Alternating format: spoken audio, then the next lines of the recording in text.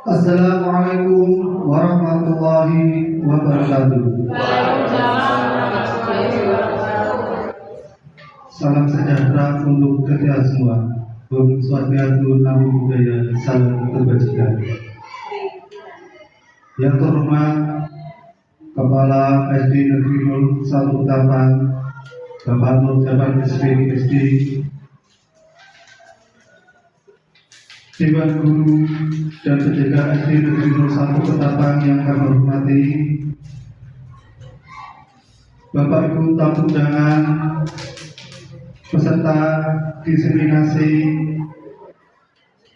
budaya positif, calon guru penggerak angkatan 11 SD Negeri 01 Ketapang tahun 2024 yang kami hormati,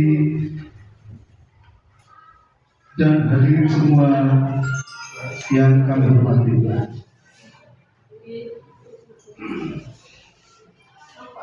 Diseminasi budaya positif calon guru penggerak angkatan 11 SD Negeri 01 Ketapang tahun 2024 segera dimulai. Dengan membaca Bismillahirrahmanirrahim, acara resmi dimulai. Dilanjutkan menyanyikan lagu kebangsaan Indonesia Raya. Hadirin dimohon untuk berdiri. Pada petugas dipersilakan.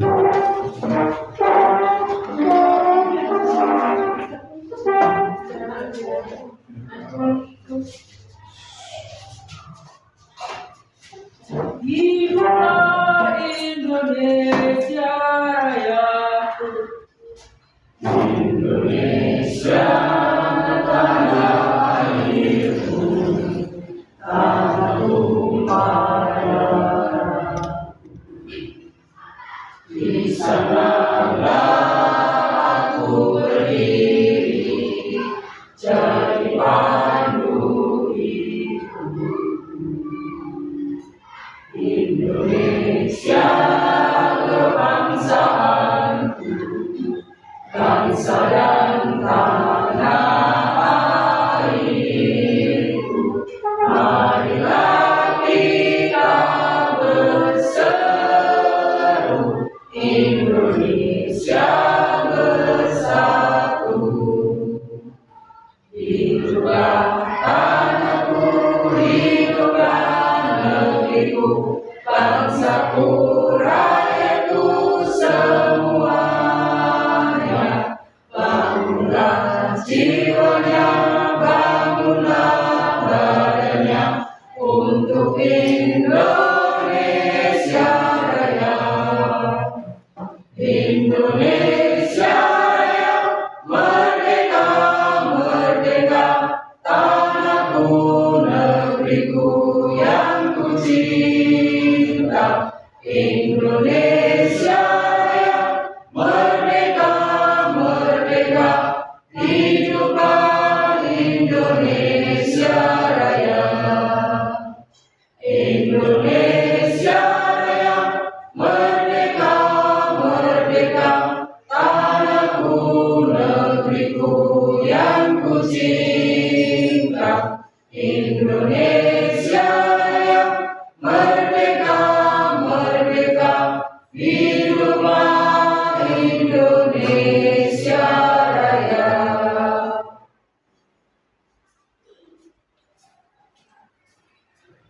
Hadirin dipersilakan duduk kembali.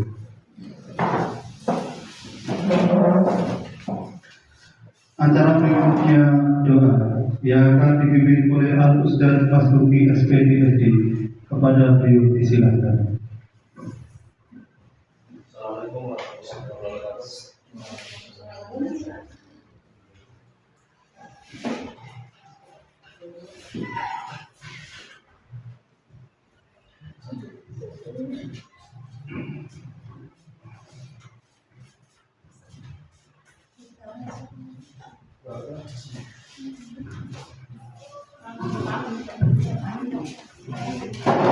Assalamualaikum warahmatullahi wabarakatuh. Waalaikumsalam warahmatullahi wabarakatuh. Yang teman Bapak Kepala SDN Utama dan rekan-rekan guru yang harus berdoa. Perkenalkan saya berdoa pada pengakhir. A'udzubillahi minasyaitonirrajim. Bismillahirrahmanirrahim. Alhamdulillahirabbil alamin. Allahumma shalli ala Muhammad wa ala Muhammad. Bismillahirrahmanirrahim. Bismillahirrahmanirrahim. Barakis sama wasallam. Allahumma ta'ala mataha wa subhanahu wa ta'ala Allahumma bima syi'ta Allahumma ta'ala wa ta'ala wa ta'ala wa sudur wa ta'ala aslana asnallahu la ilaha Allahumma inna sallallahu alaihi wa sallam Allahumma wa bihamdika ya Allah, anugerahkanlah kenikmatan kepada kami semua melalui pendengaran kami, penglihatan kami, dan kepada kami selama kami masih hidup, agar kami dapat berbuat baik lebih banyak dan bermanfaat untuk manusia lainnya. Ya Allah, mudahkanlah segala urusan bagi kami dan janganlah Engkau jadikan dunia ini sebagai cita-cita terbesar kami dan puncak dari hidup kami, dan janganlah pula Engkau jadikan orang-orang yang tidak menyayangi kami berkuasa atas kami. Rabbana hab lana min azwajina wa dhurriyyatina qurrata a'yun waj'alna lil muttaqina imama. Allahumma barik lana fid dunya hasanah wa fil akhirati hasanah wa qina adzabannar. Allahumma shalli ala Muhammad wa ala alihi wa sahbihi. Assalamualaikum warahmatullahi wabarakatuh.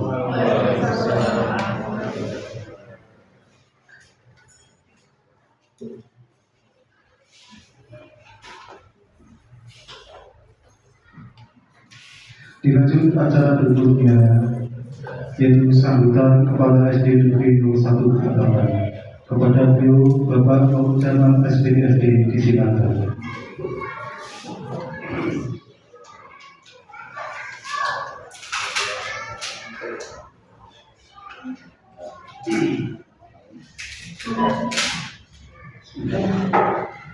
Assalamualaikum warahmatullahi wabarakatuh. Waalaikumsalam warahmatullahi wabarakatuh. Kepada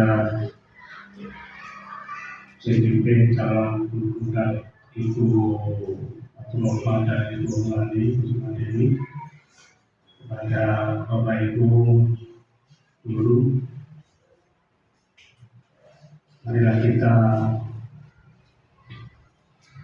selalu mengucapkan puji syukur kepada Allah Taala bahwasanya pada siang hari ini kita masih diberi kenikmatan, yaitu nikmat sehat dan nikmat sempat, sehingga kita dapat bersama menyelenggarakan sebuah acara yaitu diseminasi budaya positif. Sebuah acara yaitu aksi datang calon imam. Salawat dan salam kemudian Allah selalu kepada Tuhan dan Nabi Muhammad SAW dan keluarganya dan sahabatnya dan mudah-mudahan pada kita semuanya dalam umatnya mendapatkan sahabat yang amin dan alamin. Dan yang dihormati bahwa budaya positif ini yang selalu kita dengar pada modul 1.4 ini 1.4 ini sudah dikupas habis oleh calon guru penggerak pada hari ini untuk didistribusikan. Nah, sebenarnya apa sih budaya positif ini? Kalau tidak salah, budaya positif ini adalah keyakinan atau kebiasaan-kebiasaan yang dilakukan oleh sekolah yang berpihak pada siswa, agar siswa bisa mandiri, akan membawa kita ke perubahan yang lebih baik. Mudah-mudahan seperti itu. Dan hanya itu dapat kami sampaikan. Kurang lebihnya mohon maaf. Dan akhirnya wassalamualaikum warahmatullahi wabarakatuh.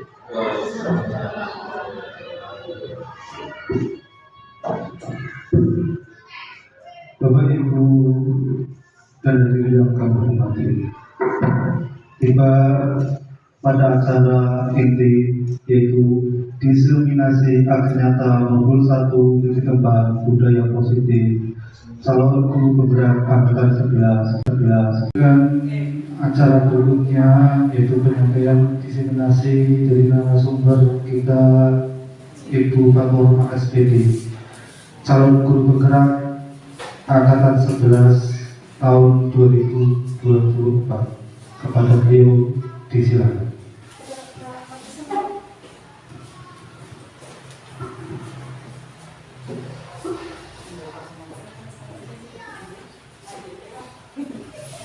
Assalamualaikum warahmatullahi wabarakatuh.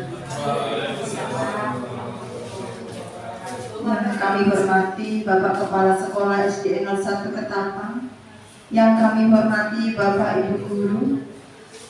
Seperti biasanya malah kita panjatkan puji syukur kehadirat Allah Subhanahu wa Ta'ala, di mana pada hari ini, siang hari ini, kita masih diberi kesempatan untuk melakukan diseminasi pada saya CGP angkatan 11 tanpa suatu halangan apapun. Yang kedua, salawat serta salam semoga tetap tercurahkan kepada junjungan kita Nabi besar Muhammad SAW yang selalu kita nantikan syafaatnya di yaumul qiyamah. Amin Allahumma amin.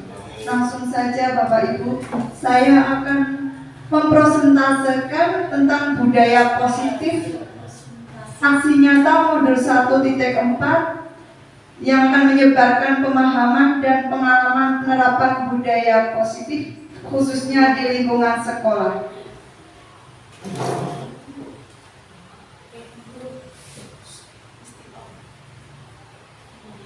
Tujuan pendidikan seperti apa yang disampaikan oleh Bapak Filosofi Ki Hajar Dewantara, yaitu tujuan pendidikan adalah menuntun segala kodrat yang ada pada anak-anak agar mereka dapat mencapai keselamatan dan kebahagiaan yang setinggi-tingginya, baik sebagai manusia maupun sebagai anggota masyarakat. Oleh sebab itu, pendidik itu hanya dapat menuntun tumbuh atau hidupnya kekuatan kodrat yang ada pada anak-anak, agar dapat memperbaiki lakunya, bukan dasarnya, hidup dan tumbuhnya kekuatan kodrat pada anak. Jadi kita sebagai pendidik harus menuntun anak didik kita, ya.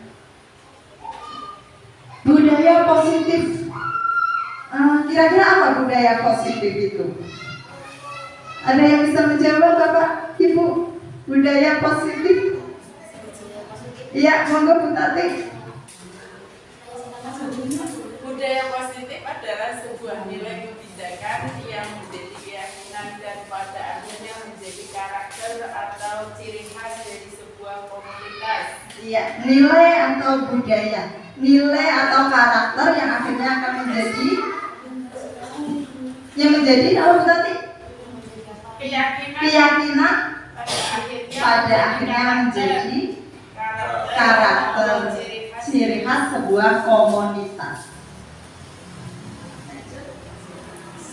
Nah, budaya positif yaitu nilai. Betul sekali Bu Tati. Nilai dan kebiasaan di sekolah yang berpihak pada murid agar mereka dapat berkembang menjadi pribadi yang kritis, penuh hormat dan bertanggung jawab sesuai dengan profil pelajar Pancasila. Ya, di sini ada beberapa konsep utama untuk budaya positif Bapak Ibu. Yang pertama yaitu perubahan paradigma belajar. Kemudian yang kedua ada disiplin positif. Yang ketiga kebutuhan dasar manusia. Yang keempat motivasi perilaku manusia. Yang kelima restitusi, posisi kontrol diri. Yang keenam ada keyakinan kelas. Dan yang ketujuh segitiga restitusi. Yang pertama, perubahan paradigma belajar. Dalam membangun budaya positif, sekolah dapat menyediakan lingkungan yang positif, aman dan nyaman agar siswa mampu berpikir, bertindak dan menciptakan dengan merdeka, mandiri, dan bertanggung jawab. Disiplin sangat berkaitan dengan kontrol guru terhadap siswanya. Seperti contoh ini, Anda dan teman Anda akan melakukan kegiatan cobalah buka. Nah, misalnya Anda adalah si A. Tugas Anda adalah mengepakkan salah satu tangan Anda. Coba Anda bayangkan bahwa Anda menyimpan sesuatu yang sangat berharga di dalam kepalan tangan Anda. Anda perlu menjaga benda tersebut sekuat tenaga Anda karena begitu pentingnya untuk kehidupan Anda. Kemudian tugas yang B, rekan Anda adalah mencoba dengan segala cara untuk membuka kepalan tangan Anda. Teman Anda B boleh membujuk, menghardik, mengintimidasi, memarahi, menggoda, menggelincir, bahkan menawari Anda uang agar Anda bersedia untuk membuka kepalan tangan Anda. Ini sama dengan prinsip. Apakah Anda punya prinsip untuk mempertahankan apa yang menjadi sesuatu itu sangat berharga di kepala Anda? Apakah Anda akan tergiur dengan rayuan teman Anda itu? Anda akan tergiur untuk membukanya apa tidak? Itu sama dengan prinsip. Kalau prinsip itu sudah melekat dalam diri Anda, saya yakin Anda tidak akan melepaskan kepalan tangan Anda. Anda akan mempertahankan sesuatu yang berharga tersebut. Perubahan paradigma belajar. Perubahan paradigma teori kontrol atau ilustrasi kontrol Dr. William Glasser. Yang pertama, ilustrasi guru mengontrol murid. Yang kedua, ilusi bahwa semua penguatan positif, efektif, dan bermanfaat. Ilusi bahwa kritik dan membuat orang merasa bersalah dapat menguatkan karakter. Nah, ilusi bahwa orang dewasa memiliki hak untuk memaksa. Lanjut dengan disiplin positif. Adakah yang tahu Bapak Ibu apa itu makna dari disiplin? Adakah? Monggo Pak Samsudin. Disiplin adalah ketaatan dan kepatuhan terhadap peraturan yang ditetapkan. Ketaatan atau peraturan, taat terhadap peraturan yang telah ditetapkan. Coba kita lihat. Ya, disiplin ini berasal dari bahasa Latin yaitu disciplina yang artinya belajar. Disiplin diri membuat orang menggali potensinya menuju sebuah tujuan apa yang dia hargai. Namun dalam budaya kita, makna kata disiplin telah berubah menjadi sesuatu yang dilakukan seseorang pada orang lain untuk mendapatkan kepatuhan. Kecenderungan umum adalah menghubungkan kata disiplin dengan ketidaknyamanan, bukan dengan apa yang kita hargai atau pencapaian suatu tujuan yang mulia. Disiplin adalah kemampuan memerintah diri sendiri dalam mengontrol dan menguasai diri untuk memilih tindakan yang mengacu pada nilai-nilai yang kita hargai dengan penuh tanggung jawab tanpa terperintah oleh orang lain. Nah, nilai-nilai yang kita hargai adalah nilai kebajikan, sifat positif manusia yang merupakan tujuan mulia yang ingin dicapai setiap individu, yaitu nilai-nilai dalam profil pelajar Pancasila. Yang ketiga ada kebutuhan dasar manusia. Realitas kebutuhan setiap orang berbeda. Ya, kebutuhan saya, kebutuhan jenengan masing-masing pasti berbeda.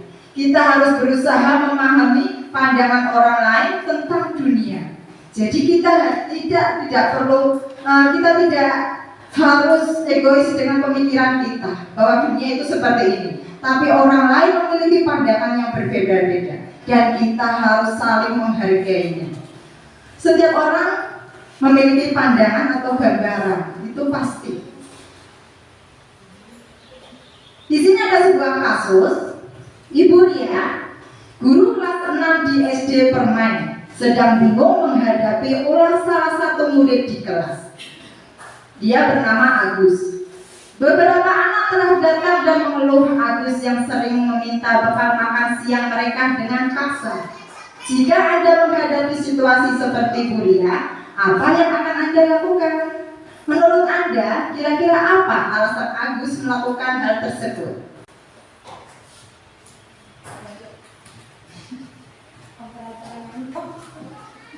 Dalam konteks penerapan disiplin positif, Ibu Ria sebaiknya mencari tahu alasan Bagus melakukan tindakan tersebut agar mengetahui kebutuhan mana yang sedang berusaha dipenuhi oleh Agus. Ada 5. Yang pertama yaitu superviva. Agus lapar dan orang tuanya tidak membawakannya bekal makan siang. Yang kedua, teman Agus jadi perhatikan Agus ini di bagian love belonging. Yang ketiga, dia merasa hebat karena temannya jadi takut dan menuruti keinginannya. Ini dari segi power. Kemudian ada freedom atau kebebasan. Ini Agus merasa bosan dengan bekal yang dibawakan orang tuanya karena selalu bekal yang sama. Kemudian juga yang terakhir yaitu fun. Bisa saja Agus hanya iseng dan dia menikmati ekspresi wajah temannya yang kesal. Ada 5 kemungkinan tadi mengapa Agus melakukan hal tersebut. Hukuman dan sanksi atau konsekuensi. Iva kurang menguasai pelajaran matematika, sehingga pada saat pelajaran tersebut berlangsung, dia lebih banyak berdiam diri atau menggambar di buku pelajarannya. Pada saat guru matematikanya, Pak Seno, menanyakan pertanyaan, Iva menjadi gugup dan tak sengaja menjatuhkan tasnya dari kursi, serta tiba-tiba menjadi gagap pada saat berupaya menjawab. Seluruh kelas pun tertawa melihat perilaku Iva yang bicara tergagap dan terkejut tersebut. Pak Seno pada saat itu membiarkan teman-teman Iva menertawakan Iva yang tergagap dan malu luar biasa. Dan malahan minta Iva untuk maju ke depan dan berdiri di depan kelas sambil menunjuk hidungnya karena tidak bisa menjawab pertanyaan Pak Seno. Kelas makin gaduh dan anak-anak pun tertawa melihat Iva di depan kelas memegang ujung hidungnya. Nah, pertanyaannya, apakah Anda setuju dengan tindakan Pak Seno terhadap Iva? Setuju atau membuat Bapak Ibu? Kira-kira setuju tidak? Setuju tidak? Iya, Pak Seno memarahi Iva. Memarahi Iva. Tidak setuju, ya? Alasannya kenapa? Karena Pak Seno galak. Karena Pak Seno sudah mempermalukan Iva. Iya. Tanpa menyadari bahwa apa yang dilakukan Pak Seno itu sudah mempermalukan Iva di depan teman-temannya. Pertanyaannya kedua, menurut Anda, tindakan Pak Seno terhadap Iva adalah sebuah hukuman atau konsekuensi? Hukuman atau konsekuensi? Hukuman, iya. Mengapa hukuman? Mengapa? Karena pertanyaannya diajukan sangat menyakitkan Iva, sangat menyolok Iva, mempermalukan Iva, membuat Iva malu. Iya. Nah, ini identitas, ada identitas gagal, ada identitas sukses. Identitas gagal contohnya adalah hukuman. Nah, kemudian identitas sukses biasanya kita melakukan kedisiplinan dengan konsekuensi dan restitusi. Di dalam hukuman biasanya sesuatu yang menyakitkan harus terjadi. Ya, dalam hukuman biasanya akan terasa lebih menyakitkan daripada yang dihukum. Kemudian kalau konsekuensi itu sesuatu harus terjadi. Sesuatu itu harus terjadi tanpa harus mengolok-olok atau menyakiti si pelaku tersebut. Kemudian untuk restitusi itu biasanya restitusi itu pilihan. Anak tersebut diarahkan untuk membuat pilihan supaya menuju ke arah yang benar. Begitu. Tidak nyaman untuk murid atau anak untuk jangka panjang itu biasanya terjadi pada hukuman, Ibu. Hukuman itu biasanya akan berdampak panjang pada murid. Murid akan terus ingat kalau sudah dihukum akan membekas sampai begitu tua pun bisa saja membekas terus. Iya, karena merasa tersakiti. Nah, kemudian korban mendapatkan keadilan. Pada hukuman, korban tidak akan mendapatkan keadilan. Dia akan merasa tersakiti terus. Pada hukuman juga perilaku pasif agresif meningkat. Anaknya akan cenderung pasif tapi agresif di dalam hatinya. Rasa dendamnya akan semakin kuat. Sistem tidak akan berjalan bila murid tidak takut. Nah, untuk hukuman ini tidak akan berlaku lama kalau murid tidak merasa takut, karena sudah biasa melakukan dihukum, sudah biasa mengalami hukuman. Murid tersebut tidak akan merasa takut apabila dihukum. Biasa dihukum, ya. Biasa dimarahi Pak Didi, sudah biasa orang. Biasanya seperti itu, tidak takut dengan hukuman karena sudah terbiasa. Nah, tapi kalau konsekuensi ini biasanya merujuk. Yang pertama, tidak nyaman untuk murid atau anak untuk jangka waktu pendek. Kemudian korban bisa diabaikan, lalu murid atau anak dibuat tidak nyaman. Ini pada konsekuensi. Penguatan hanya bertahan dalam jangka waktu pendek. Memerlukan monitoring dan supervisi terus-menerus dari guru. Ya, untuk konsekuensi kita sebagai guru harus terus memantau hal tersebut. Nah, apa peraturannya? Mampukah kamu melakukannya? Terima kasih. Itu biasanya kata-kata yang muncul pada saat konsekuensi. Kemudian pada saat restitusi biasanya menguatkan untuk murid atau anak dalam jangka waktu panjang. Nah, kalau restitusi ini akan melekat, tapi melekatnya positif. Anak itu membekas, tapi membekas ke arah yang lebih baik. Karena cara kita menegur anak tersebut, meminta anak, memancing anak untuk melakukan sesuatu, tapi anak tersebut mengakui sendiri. Iya, muncul dari dirinya sendiri tanpa harus kita menyebutkan kesalahannya. Tapi anak tersebut mengakui dengan kesalahannya sendiri. Dan dengan sendirinya juga anak tersebut akan merubah karakternya. Iya, demikian. Yang keempat, semua perilaku memiliki tujuan. Teori motivasi perilaku manusia. Yang pertama adalah motivasi eksternal, yaitu untuk menghindari ketidaknyamanan atau hukuman apa yang akan terjadi apabila saya tidak melakukannya. Kemudian ada motivasi eksternal, yaitu untuk mendapatkan imbalan dari orang lain atau institusi apa yang akan saya dapatkan apabila saya melakukannya. Dan yang terakhir untuk motivasi internal, yaitu untuk menghargai diri sendiri. Saya akan menjadi orang seperti apa apabila saya melakukannya. Nah, jadi yang kita harapkan ini adalah untuk motivasi internalnya. Anak tersebut bisa memperbaiki perilakunya ke arah yang lebih baik, tapi datang dari hatinya sendiri. Karena itu akan berdampak lebih lama pada anak tersebut.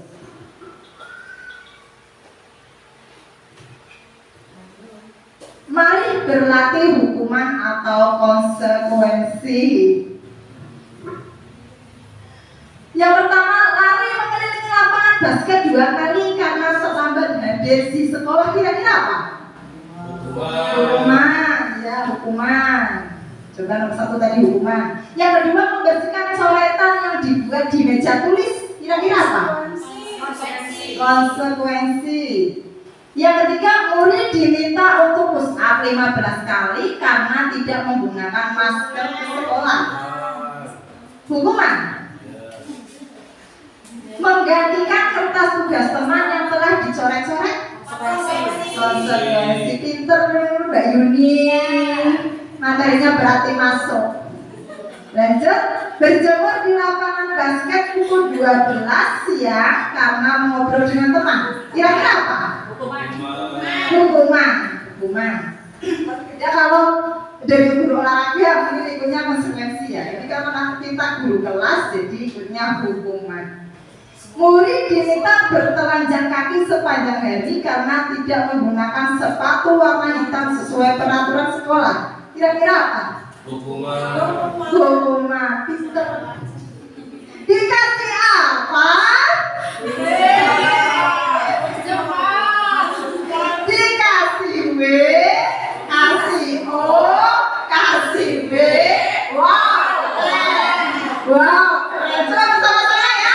Bersama-sama. Oke. Dikasih apa? Dikasih W, kasih O, kasih B. Wow, keren. Wow, keren. Wow, keren. Oke, terima kasih Bapak Ibu. Lanjut, kita coba dulu. Iya, betul sekali. Yang pertama adalah hukuman. Membersihkan coretan yang dibuatnya di meja tulis. Konsekuensi, betul ya? Murid diminta untuk push up 15 kali karena tidak menggunakan masker di sekolah. Ikutnya hukuman, betul sekali. Menggantikan kertas tugas teman yang telah dicoret-coret. Ikutnya konsekuensi. Berjemur di lapangan basket pukul 12 siang mengobrol dengan teman. Hukuman. Kemudian murid diminta bertelanjang kaki sepanjang hari karena tidak menggunakan sepatu warna hitam sesuai peraturan sekolah. Ikutnya hukuman. Berdiri di depan kelas sambil mengangkat kaki satu karena tidak bisa menjawab pertanyaan. Ikutnya hukuman. Pinter sekali Bapak Ibu. Ternyata. Oke, kayaknya kita perlu stretching sebentar. Kalau Bapak Ibu berdiri, kita bergerak-gerak.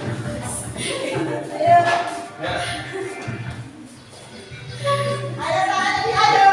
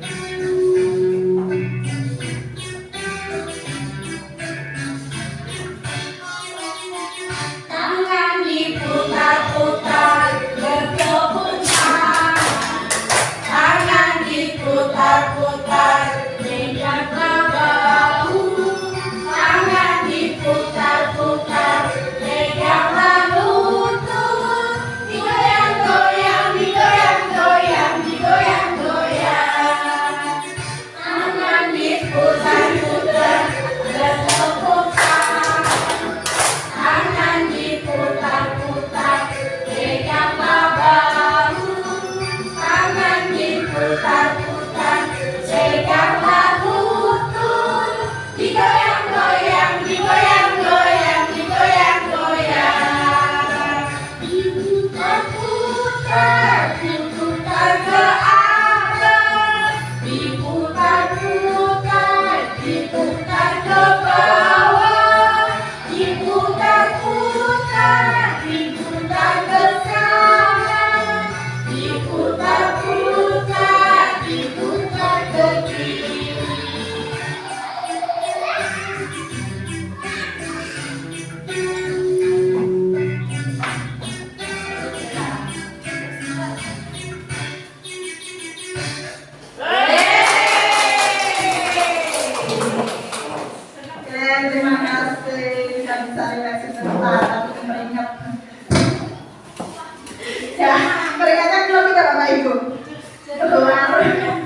Kita lanjut ya Bapak Ibu. Yang kelima ada restitusi posisi kontrol guru. Dalam posisi kontrol guru ini ada 5 kontrol. Yang pertama sebagai penghukum, yang kedua sebagai pembuat merasa bersalah, yang ketiga sebagai teman, yang keempat sebagai pemantau, dan yang terakhir sebagai manajer.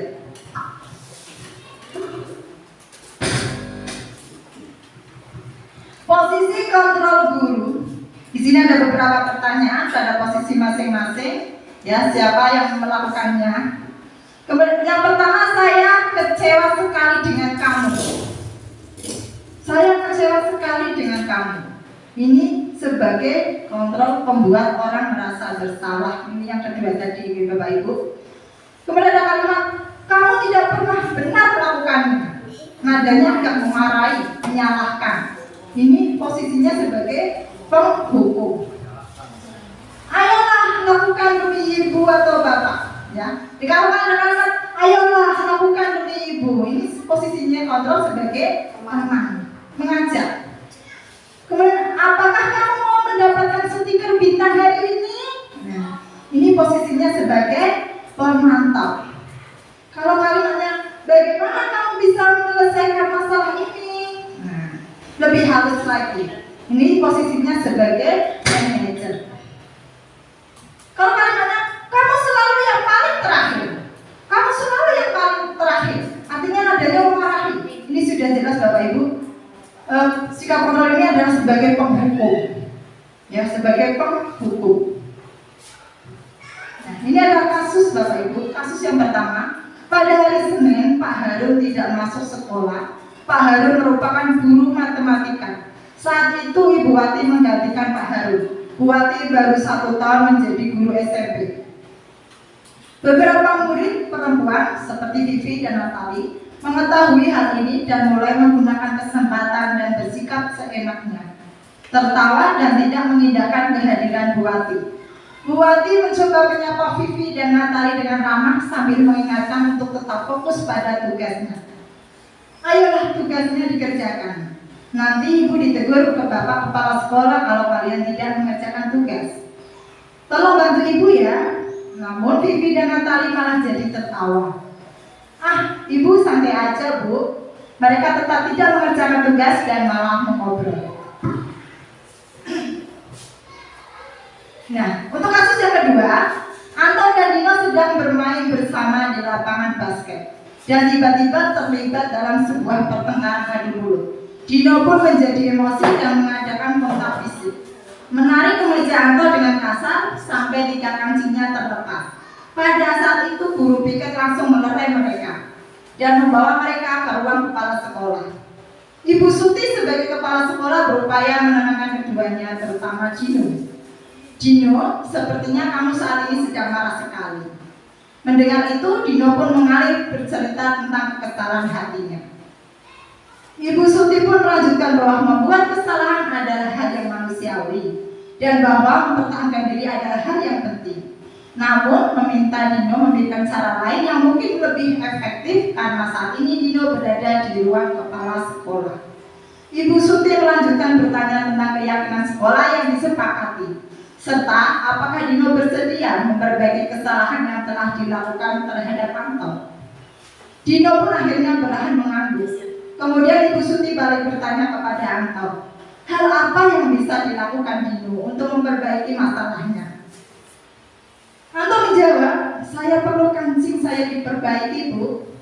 Ibu saya akan sangat marah kalau melihat kancing baju saya sampai copot 3 kancing begini.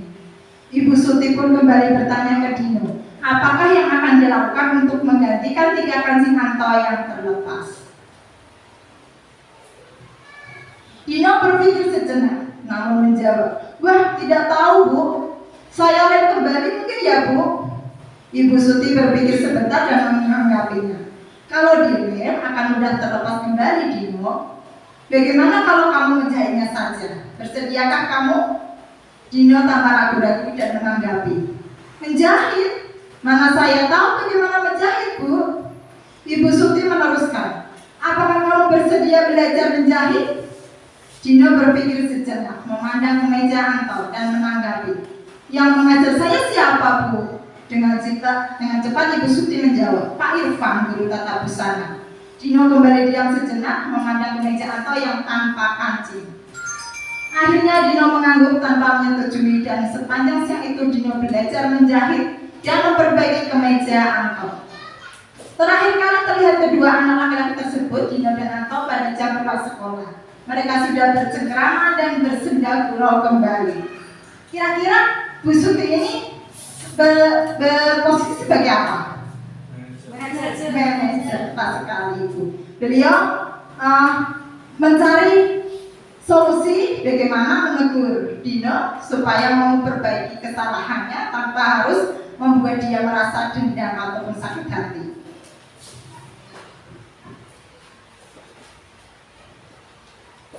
Posisi kontrol guru ini ada 5, seperti yang saya sebutkan tadi. Ada penghukum, ada pembuat merasa bersalah, ada teman, ada pemantau, dan ada manajer. Di sini banyak sekali yang bisa dilakukan. Ciri-ciri dari penghukum, salah satunya yaitu menghadir. Kemudian dengan kalimat yang ada yang kasar, dia menegur.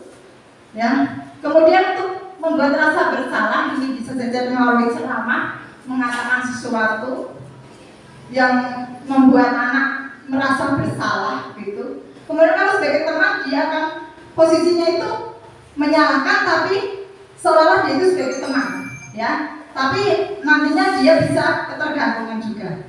Nah, kalau sebagai pemantau, ini biasanya menghitung atau mengukur. Kemudian menyesuaikan diri bila diawasi gitu. Tapi kalau manajer ini dia mengajukan pertanyaan-pertanyaan tanpa harus membuat anak tersebut merasa tersinggung atau tersakiti biasanya. Keyakinan kelas. Di sini keyakinan kelas itu adalah nilai-nilai kebajikan atau prinsip-prinsip universal yang disepakati bersama secara universal, lepas dari perbedaan agama, suku, negara, dan bahasa. Menurut Gensen 1998, suatu keyakinan akan lebih memotivasi seseorang dari dalam, yaitu intrinsik. Nah, seseorang akan lebih bersemangat untuk menjalankan keyakinannya daripada hanya sekedar mengikuti peraturan. Di sini ada peraturan yang bisa digunakan sebagai acuan kita, yaitu yang pertama ada selalu kembalikan buku di tempatnya. Nah, itu keyakinan kelasnya atau kebajikannya itu ditujukan sebagai apa Bu itu? Tanggung jawab. Yang kedua, dilarang mengganggu orang lain, menghormati orang lain, hadir di sekolah 15 menit sebelum pembelajaran dimulai. Apa? Bisa saja komitmen atau menghormati orang lain ya, supaya tidak terlambat ya. Dilarang melakukan kekerasan, keselamatan atau menghormati orang lain juga. Dilarang menggunakan narkoba, kesehatan, bergantian atau menunggu giliran, menghormati orang lain atau kesabaran, gunakan masker, kesehatan, keselamatan, keamanan, jangan berlari di kelas atau koridor, keselamatan atau keamanan. Di dalam pembentukan keyakinan kelas, itu ada kelas bersifat lebih abstrak daripada peraturan yang lebih rinci dan konkret. Kemudian keyakinan kelas berupa pernyataan universal. Pernyataan keyakinan kelas dibuat dalam bentuk positif. Keyakinan kelas hendaknya tidak terlalu banyak sehingga mudah diingat dan dipahami. Keyakinan kelas sebaiknya sesuatu yang dapat diterapkan di lingkungan tersebut. Semua warga kelas ikut berkontribusi dalam pembuatan keyakinan kelas lewat kegiatan curah pendapat. Bersedia meninjau kembali keyakinan kelas dari waktu ke waktu. Jadi keyakinan kelas ini adalah hasil pemikiran mereka, apa yang anak-anak di kelas tersebut inginkan, yang nantinya akan disepakati bersama-sama dan dijadikan sebuah aturan. Tersebut ada dokumentasi saya dalam pembuatan keyakinan kelas. Oke, yang terakhir adalah segitiga restitusi.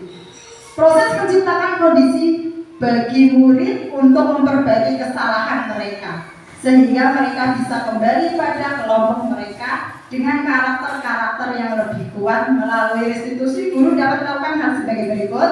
Yang pertama, membantu murid menjadi lebih memiliki tujuan, disiplin positif, serta memulihkan dirinya setelah berbuat salah. Selanjutnya, membantu murid untuk jujur pada diri sendiri dan mengevaluasi dampak dari kesalahan yang dilakukan. Yang terakhir, memberikan penawaran, bukan suatu paksaan. Berikut segitiga restitusi, Bu. Ya, ada validasi yang salah, kemudian menyatakan keyakinan, menstabilkan identitas. Yang bisa dilakukan adalah seperti ini. Kamu tentu punya alasan mengapa melakukan itu. Ini untuk yang validasi yang salah, ya. Adakah cara yang lebih efektif untuk mendapatkan apa yang kamu butuhkan? Kemudian pada posisi menstabilkan identitas, ada setiap orang pasti pernah melakukan kesalahan. Kamu bukan satu-satunya orang yang pernah melakukan ini. Ini beberapa kalimat yang bisa kita terapkan. Kemudian pada saat menanyakan keyakinan, nilai-nilai apa yang telah kita sepakati? Kamu ingin menjadi orang seperti apa? Nah, di sini kita bisa menerapkannya pada saat menanyakan keyakinan. Tahapan segitiga restitusi. Yang pertama, menstabilkan identitas. Ya, berikut adalah beberapa contohnya. Yang pertama, berbuat salah itu tidak apa-apa.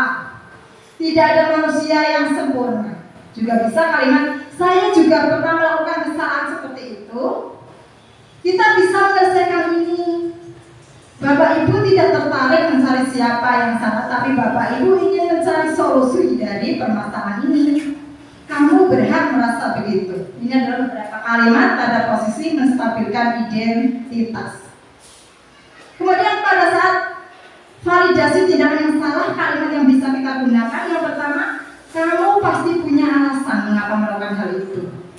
Bapak Ibu juga bisa menggunakan kalimat, kamu patut bangga pada dirimu sendiri karena kamu telah melindungi sesuatu yang penting buatmu.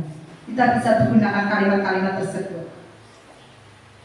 Untuk yang terakhir yaitu menanyakan keyakinan. Kita berhak mengingatkan anak-anak dengan keyakinan yang sudah mereka buat dan mereka sepakati. Kalimat yang bisa kita gunakan, apa yang kita percaya sebagai kelas atau keluarga. Berikutnya, apa nilai-nilai umum yang kita telah sepakati. Kita juga bisa menggunakan apa bayangan kita tentang kelas yang ideal. Selanjutnya, kamu mau jadi orang yang seperti apa? Nah, dalam kalimat-kalimat tersebut kita bisa terapkan pada menanyakan keyakinan. Berikut video yang saya lihat pada anak. Ya, seorang siswa saya melakukan memeluk temannya. Kemudian saya mengajak berbicara dengan anak tersebut.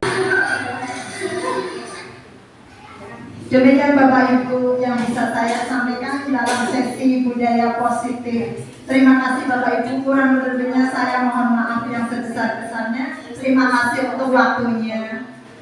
Wabillahi taufiq wal hidayah. Wassalamualaikum warahmatullahi wabarakatuh.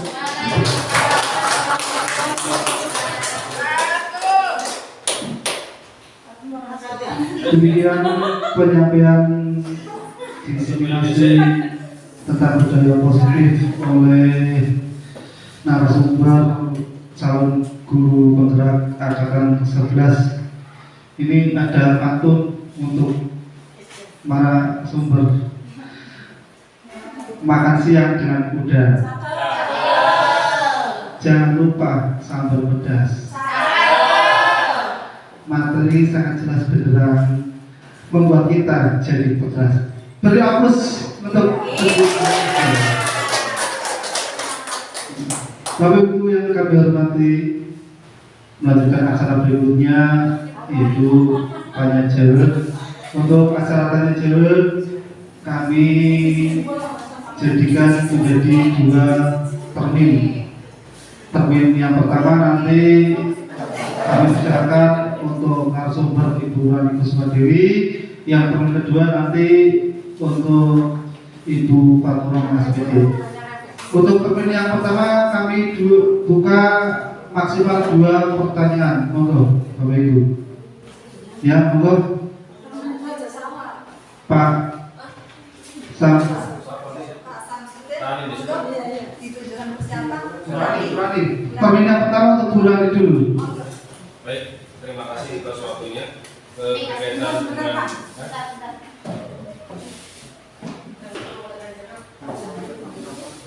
terima kasih.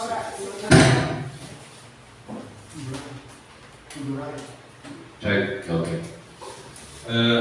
Materi yang disampaikan oleh Ibu Rani sama Rani Kusuma Dewi, CPP Angkatan 11, berkaitan dengan disiplin. Kami sebagai guru,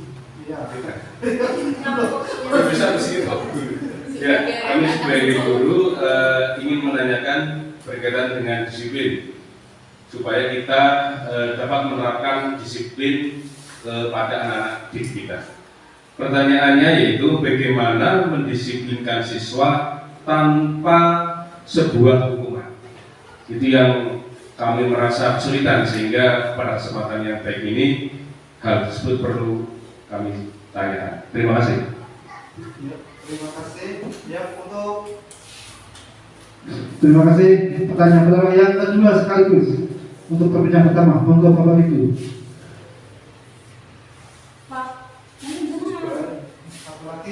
Ada nggak untuk sesi untuk pertanyaan pertama?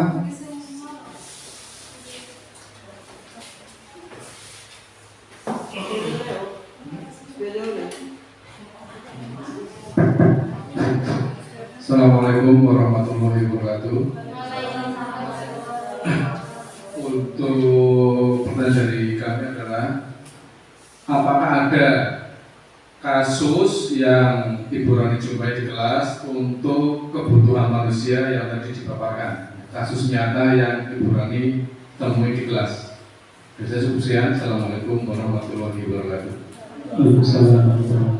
Ya, terima kasih. Untuk pertanyaan yang pertama kami tutup, langsung ke narasumber kepada beliau Ibu Rani untuk menjawab kedua pertanyaan tadi. Terima kasih. Yang pertama dari Pak Basis Samsudin, bagaimana mendisiplinkan siswa tanpa hukuman? Ya, di sini saya di dalam kelas saya, dalam mendisiplinkan kelas, saya di sini membuat kesepakatan kelas bersama siswa dan kemudian dijadikan keyakinan kelas. Kesepakatan kelas ini dibuat bersama dengan siswa yang tentunya tidak memberatkan dan siswa bisa melaksanakannya dengan tanpa ada beban. Misal, kita di dalam kelas itu membuat kesepakatan yang pertama dengan siswa, apa kelas impian yang diinginkan oleh anak-anak biar kelas itu bisa aman, nyaman, dan menyenangkan. Anak-anak itu inginnya seperti apa pembelajarannya?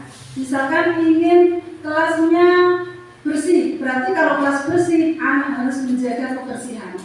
Kalau membuang sampah sembarangan, berarti nanti anak ada konsekuensinya. Apa konsekuensinya? Misalkan disuruh menyapu. Kemudian dengan kalau lagi ada yang tidak mengerjakan PR. Kalau tidak mengerjakan PR, biar tidak ada hukuman, konsekuensinya apa? Disuruh mengerjakan tugas di situ langsung. Jadi tanpa ada hukuman, semuanya bisa berjalan dengan baik. Intinya kita kalau mau melakukan sesuatu di dalam kelas agar anak juga senang, tidak terbebani, kita membuat kesepakatan kelas. Dan juga kalau ada masalah, kita selesaikan dengan segitiga restitusi. Ada menstabilkan identitas, memvalidasi masalah, dan meyakinkan, membuat keyakinan kelas. Terima kasih. Seperti itu. Bagaimana Pak Samsudin? Ya, terima kasih. Jawabannya sangat memuaskan. Terima kasih. Kemudian yang kedua, apakah ada kasus di dalam kelas ibu tentang kebutuhan dasar manusia? Di dalam kelas saya itu ada contoh kasus, misalkan ada salah satu anak yang mengambil bekal dari temannya. Kenapa anak ini mengambil bekal dari temannya? Setelah saya tanya, ternyata dia itu tidak membawa bekal. Kenapa tidak membawa bekal? Karena dari rumah mungkin orang tuanya kurang perhatian. Jadi di sini adanya rasa kurang kasih sayang. Di dalam kebutuhan dasar manusia ada satu kasih sayang. Jadi mungkin anak ini kurang kasih sayang karena mengambil bekal dari temannya. Kemudian ada penguasaan. Kenapa anak ini mengambil bekal temannya? Karena dia itu punya penguasaan, senang kalau mengerjain temannya. Melihat temannya dikerjain itu, dia itu malah senang. Seperti itu. Kadang-kadang anak seperti itu, Pak. Kemudian ada sudah dua tadi, dua pertanyaan. terima kasih, sudah puas ya Pak, sudah paham ini ya. Intinya seperti itu. Ya, tepuk tangan untuk pertanyaan dan narasumber. Bapak Ibu yang kami hormati, untuk sesi tanya jawab termin kedua, monggo kami buka. Silakan, maksimal 2 pertanyaan.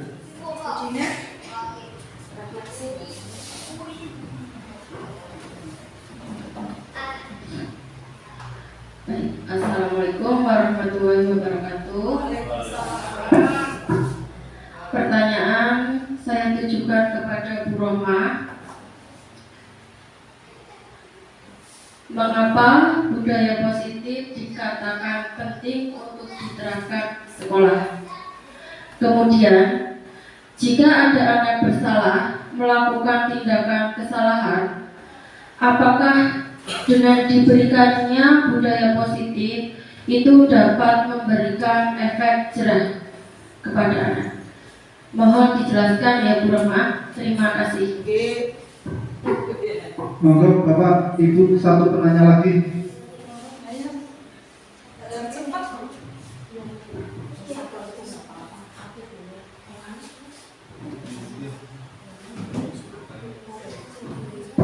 Assalamualaikum warahmatullahi wabarakatuh. Untuk budaya positif itu tadi sangat menarik penjabarannya, dan dari kami ingin bertanya bagaimana itu ditularkan kepada guru yang lain. Dari saya sekian. Assalamualaikum warahmatullahi wabarakatuh. Ya, untuk periode kedua kami tutup kepada beliau narasumber Ibu Fatur SPD untuk menjawab pertanyaan yang diutarakan dengan mau. Terima kasih. Saya langsung jawab awal ya, Bu Dina ya. Bu Dina tadi bertanya mengapa budaya positif perlu dilakukan di sekolah dan bagaimana penerapannya terhadap siswa. Okay. Yang kita lakukan itu budaya positif itu sangat penting untuk diterapkan di sekolah. Bukan saja sangat penting untuk menerapkan budaya positif. Nah, itu tuh suatu keharusan sebagai media pembuktiannya sampai mana tahapan kualitas sekolah kita dapat dilihat beberapa konsistennya terhadap anak. Nah, anak tersebut apakah mau melaksanakannya, menerapkan budaya positif dalam kesetiapsehariannya di kelas maupun di sekolah. Selain itu, budaya positif itu sangat penting karena menjadi alat evaluasi diri, refleksi dan alat untuk menstimulan membentuk karakter murid yang berdimensi profil pelajar Pancasila. Kemudian dengan memberikan budaya positif kepada anak yang melakukan kesalahan, maka akan ada perubahan positif, perubahan ke arah yang lebih baik untuk sampai ke titik jerah. Tidaklah semudah yang memberikan telapak tangan Bapak Ibu. Nah, karena semua membutuhkan proses itu harus dilalui melalui beberapa tahapan sampai kita sampai di titik mereka itu akan jerah. Titik jerah karena kesadaran tidak ingin mengulangi kesalahannya tersebut. Demikian Ibu Dina, apakah sudah bisa diterima? Terima kasih. Terima kasih Ibu Dina. Kemudian untuk pertanyaan yang kedua Bapak Rosikir, bagaimana budaya positif di kelas bisa ditularkan ke guru yang lain ya Pak. Mari kita mulai dari diri kita Pak. Bagaimana kita bersikap, berbudi pekerti dengan nilai yang berbudaya positif untuk memberikan contoh dan keuntungan. Perlihatkan kenyamanan, keuntungan yang kita peroleh dari budaya positif yang kita lakukan, yang kita miliki, yang kita terapkan sehingga menarik rekan sejawat untuk mencontoh dan ikut serta membangun budaya positif di kelasnya dan di lingkungan sekolahnya. Jadi kita memberikan contoh terlebih dahulu. Rangkul mereka dengan ajakan yang santun.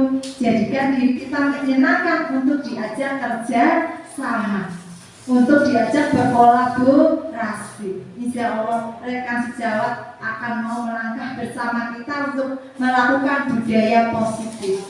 Ngaten Pak Rozikin, apakah sudah bisa diterima jawaban dari saya? Oke, matur nuwun. Ya, beri aplaus untuk pertanyaan dan narasumber.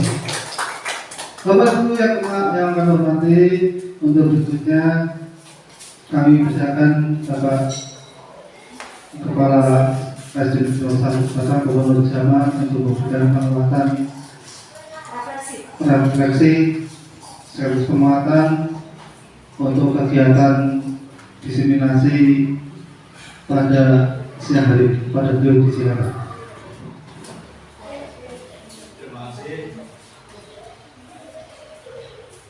Terima kasih atas waktunya.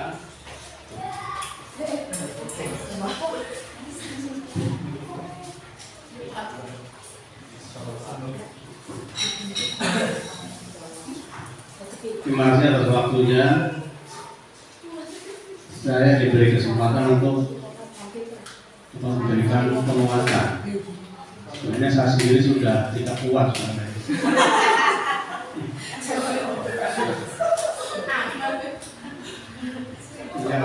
Karena usia jadi ya sering tidak kuat. Tapi sehubungan dengan ini, dengan adanya budaya positif, maka kami memberikan penguatan bahwa anak diberikan kebiasaan-kebiasaan. Dari di awal sudah kami sampaikan bahwa guru tidak selalu memberikan penekanan-penekanan pada siswa, tapi justru memberikan kesempatan-kesempatan pada siswa apa yang sesuai dengan siswa. Jadi peraturan saja diubah menjadi keyakinan. Tapi keyakinan di sini berbeda dengan yang sering kita dengar ya, yang bukan kaitannya dengan agama. Keyakinan di sini adalah konsekuensi ya, konsekuensi kesepakatan, sehingga anak itu tidak merasa takut. Dulu kan di kelas ada tata tertib ya. Setiap kelas itu ada tata tertibnya. Dan tata tertib ini ya untuk menuju ke arah disiplin. Ada benarnya juga. Tetapi kalau dipasangkan di pembelajaran sekarang, di kurikulum merdeka sudah tidak begitu sesuai. Jadi budaya positif sangat berpihak pada siswa, sangat berpihak pada murid. Seperti pada pembelajaran diferensiasi, jadi pembelajaran yang berbeda-beda sesuai dengan kemampuan siswa, sehingga metodenya itu harus menyesuaikan dengan kemampuan siswa. Ini pembelajaran atau kurikulum merdeka sangat memberikan kesempatan atau ruang kepada siswa atau kepada murid. Untuk itu dengan diseminasi ini mudah-mudahan dapat memberikan arah perubahan yang signifikan tentang pembelajaran di kurikulum Merdeka. Saya berikan apresiasi kepada Pak Rani dan Bu Abdul Rahman yang sudah mempelajari modul 1.4. Ya, berarti kondisi nawes rampung ditolakake hari kono. Maksudnya seperti itu ya. Oleh sinau mungkin oleh sinau wis luar biasa wis. Sinau ne wong tuwa nyambi ono. Siji karo sinau ne isi bocah sekolah. Sinau ne nambi ngirisi berapa, nambi mulet, nambi tapi untungnya sarana soni. Berarti ambil dosen kan bisa, tapi sekarang karena untungnya sudah tidak. Yang Bu Yuni, iya Bu Yuni tidak ikut CGP karena punya kesibukan, diantaranya dosen. Enggak dosen yang jadi tujuannya rasa diri mohon Ustaz. Terima kasih atas penguatan ini, mudah-mudahan benar-benar memberikan penguatan ini memberikan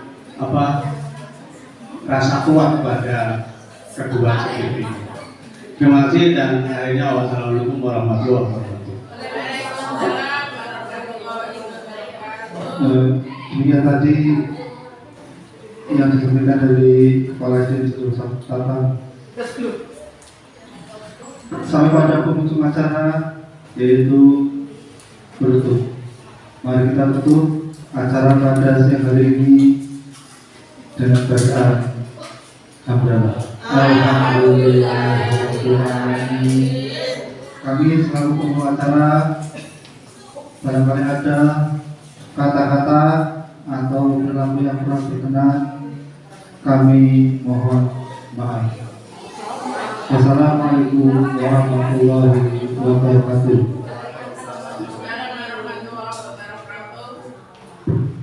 Bapak Ibu matur suwun sangat ngapurane yang membutuhkan waktu yang lama.